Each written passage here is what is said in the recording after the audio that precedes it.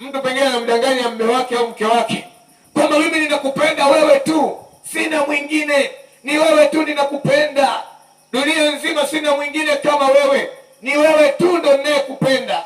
Kwa hiyo anamdanganya, lakini akimpa kisogo, huyo anakwenda kwa mchepuko wa mahali fulani, siku nyingine anakimbia kwa mchepuko mwingine, siku nyingine anaenda kwa mchepuko mwingine, lakini akirudi nyumbani kwake ametulia kimya na mke wake au mume wake, kimya kana kwamba hakuna kinachoendelea, na anajua kabisa na wale wanaochepuka nao anawaambia jamani, iwe siri, iwe siri. Na kweli michepuko inajua kutunza siri, maana wanajua kwamba wasipotunza siri mbuzi atakata nini? Atakata kamba.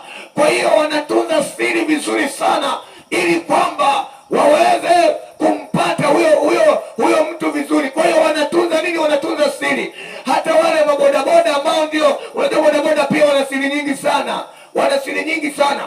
Hata wale bodaboda ambao ndio yamkini namtumia nipelekee mtu fulani mahali fulani, au yule mtu anambia nipeleke mahali fulani kwa bwana fulani, au kama ni bwana fulani anapiga simu, niletee mtu fulani, niko mahali fulani, wewe njoo utatukuta. Kwa hiyo na wale bodaboda nao wanakuwa waaminifu sana, wanatunza siri na wao, maana wanajua wakiropoka ovyo watakosa wateja. Kwa hiyo bodaboda nao wanakuwa waaminifu sana, lakini labda wakipiga story wao wanasema leo nilipeleka mzigo mahali fulani, lakini na wao pia wanakuwa na siri fulani. Lakini nikwambie jambo moja, ya kwamba ni kweli wanadamu hawatajua lolote, ni kweli wanadamu hawatajua chochote. Watakuona tu wewe ni kama ni kawaida tu, watakuona wewe ni mstaarabu vizuri tu, watakuona wewe uko vizuri kabisa, lakini Mungu anayeona sirini anaona na anajua, na rekodi yake ipo.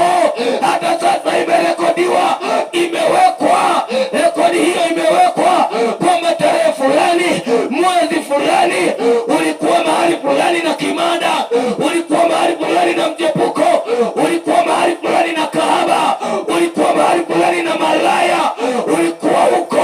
Zile rada zinasoma na zinajua hivyo. Nataka nikwambie kitu kimoja, ya kwamba huu ni wakati wa kugeuka na kumwendea Mungu, maana hayo unayoyafanya usifikiri kwamba yako sirini yanaonekana.